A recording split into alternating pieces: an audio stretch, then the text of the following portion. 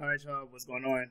If you were out today, these are the notes for 6.3, which is not going to be too crazy. They're going to follow very much what we did in 5.3. The only difference is that now we're looking at math. So we're looking at data to support central ideas, supporting our arguments, versus just typical text evidence, although one half will be that. Two primary things. So first off, the pyramid that we have from 5.3, you're going to still follow that, except your bottom corners, where we have one corner was like a summary of a subsection in the text. That's not going to be the case. It's going to be an infographic. When we talk about an infographic, we're talking about maybe a piece of your evidence is a pie chart. Maybe it's a box on whiskers. Maybe it's a line chart, a bar graph, a scatter plot. It may be some visual representation of data to support some argument that you are making on one of the topics for this project. Now, Kara's going to go into more detail about each one because she's your math person, but at least you have the language now and you'll know a little bit in terms of what those look like. The second thing, of course, is you making those connections.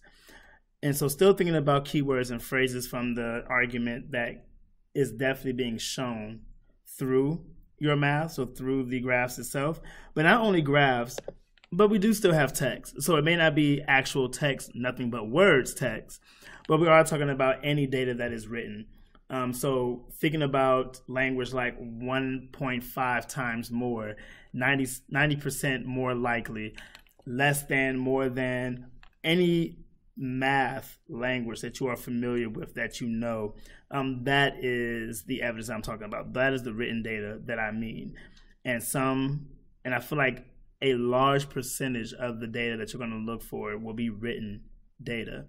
And being able to pretty much break that data down in a very clear way is going to be a big part of this. The stems to use for that are here. So you have two. So when it's written, and this is for both. I know I have it underwritten, but with any math, try to break it down either out of 10, out of 100 to make it very clear, or actually do the math. You have a few stems there that you can use depending on what that math is, percents. Again, if you have something like a 1.5 times more likely, being able to say, well, I know I need a whole number to multiply to show like this comparison. So doing that for yourself. This will be a lot easier once you begin the research and actually sit down and actually process through your own information, but at least you'll be exposed to it.